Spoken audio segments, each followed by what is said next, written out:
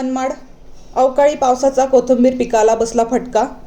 गेल्या 10 ते 15 दिवसांपासून नाशिक जिल्ह्यात अवकाळी पावसाने थैमान घातले आहे। त्याचा सर्वाधिक फटका भाजीपाला पिकांना बसला आहे।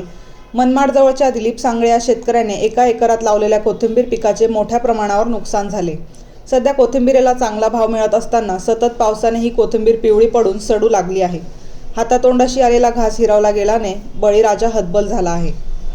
मग सांगा, तुम्ही कोथिंबीर लावली होती, आता सध्या काय परिस्थिती, पावसामुळे काय नुकसान म्हणजे आता शेती अशी हातात येऊ शकत नाही, कारण सडून चालली ना।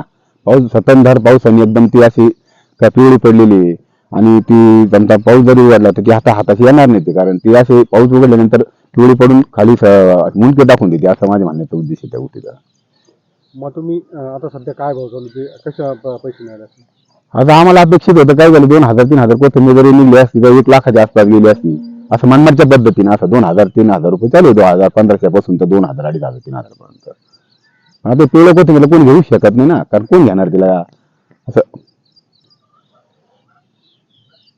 भाव चांगला भेटत होता आणि 2 पैसे आम्हाला अपेक्षा होती, भेटेल आम्हाला 2 पैसे, पण आता ते 2 पैसे आमचे स्वप्न भंग होऊन गेलं, कारण 1 रुपया भेटणार नाही, कारण आता ती सडून चालली ना।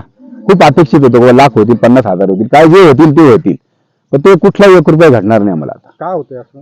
हे सध्या पावसामुळेच होतं। आता पाऊस सारखा चालूच आहे, आता आज 15 ते 20 दिवस सारखा पाऊस चाललेला झालेला आहे।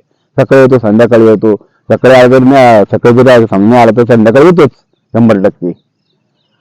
मग तुम्ही किती खर्च केला होता सगळ्यांना? म्हणजे आमचं ड्रीप वगैरे धरून 22-25 हजार रुपये खर्च झाले आमचा, सगळं ड्रीप वगैरे धरून, कारण ते 400 किलो बी आहे, असं माझ्या म्हणायचं। 20-22-25 किलो बी आणि ड्रीपचा खर्च, लावण्याचा, असा टाकण्याचा खर्च, नागरणी, वखरणी, ट्रॅक्टरचा खर्च,